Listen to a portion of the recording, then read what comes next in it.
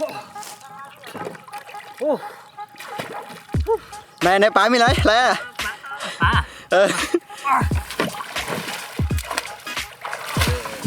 เจ็ดอ่ะกองไม่อะไร โอ้ตัวใหญ่ได้นะถลายโอ้เนี่ยก็ หลายกิโลนะ โลนะโอ้200อะไรโลน้อย ปลาอย่างนั้น3 โลเนาะ ตัวย กขึ้นซื้อ ได้โลนี่ สุดยอดอะก็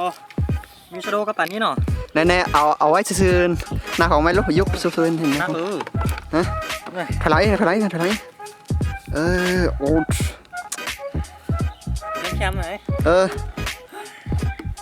นั่งเนาะ โอเคปนันก็ยัดพวกข้างในอ่ะเนาะ เดี๋ยวส่งค่ะ ก็สนุกเล่นหน่อย จะไปเนาะ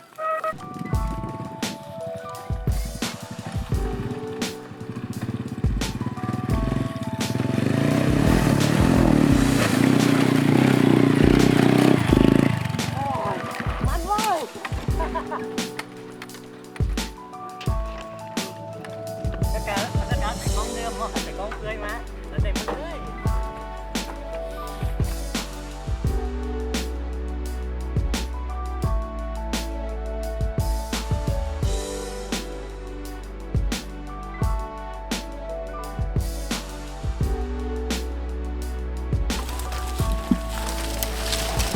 มาหาไม้ฮะมาตัวจีงไปมาอะไรแคมก็อะไรแคมของไอ้ลูกนะมันลำน้องหยับเลยกินเช็ดน้ำมัน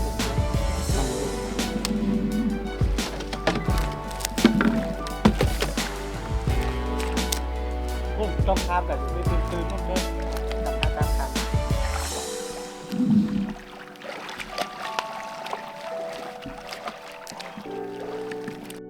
เก็บยอดนะ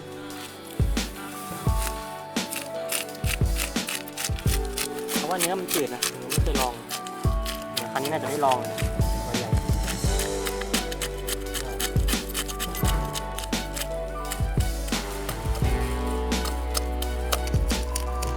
ขนาดเสียงผลิตทองห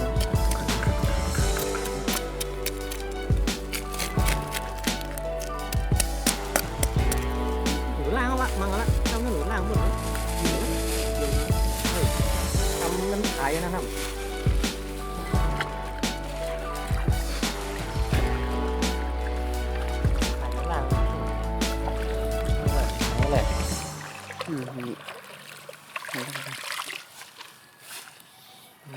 โอ้ยตรงนั้น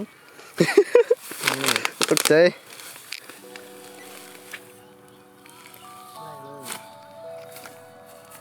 เอา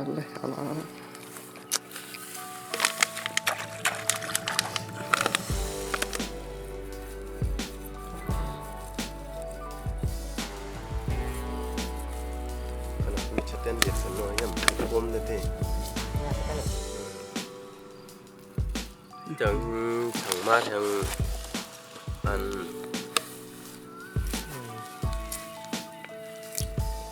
โอ้ขาวขนาดเอาแค่นั้นแค่ไม่จิ๋ววะแค่มาซูชิเนาะไอ้หมุดไอ้เฮ็ดเนี่ยจุ่มเนาะ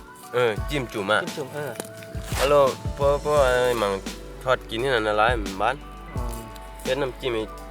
จุ่มเลยไอ้ยังมีเลือดชิบหาย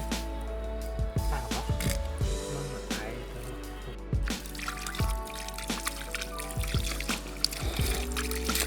ตัวนึงแค่หนู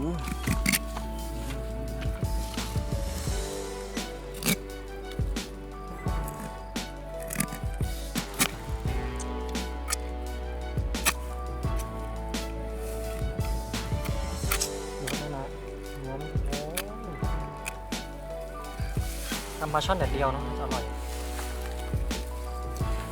ไม่ปลาช่อนแดดเดียวชะโดแดดเดียวมานะใส่พริกหม่าล่านะ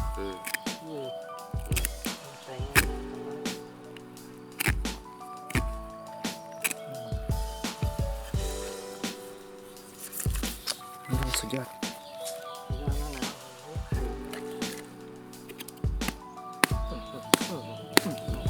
โ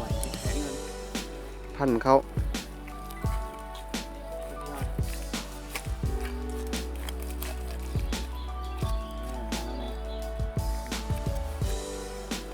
ทำต้มเนาะ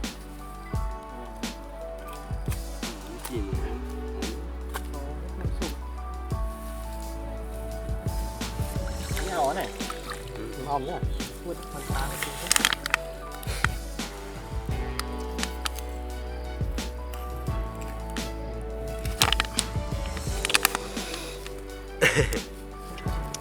สั่งพับบ่อยู่ เห็นเนื้อเข้มเหมือนกัน แค่มาโอ้ยใหญ่เนาะ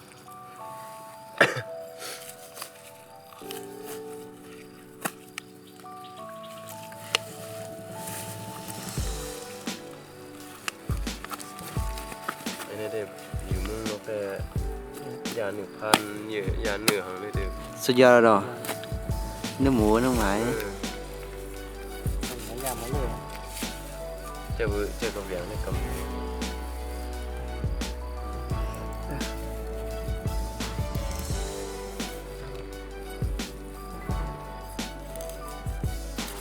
ี่ยหนึ่งเดี๋ยวเป็นเซียน ก็ หนึ่งอย่างมากินเนี่ยเจ้าตรงความร้อน ไปเลย ต้มใส่มือเนี่ย นี่ครับมีเบียร์เห็นล่างเลยได้ อยากกิน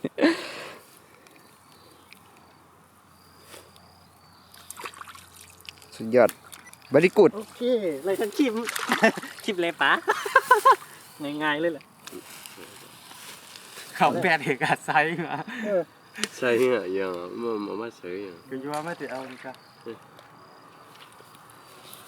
โอเค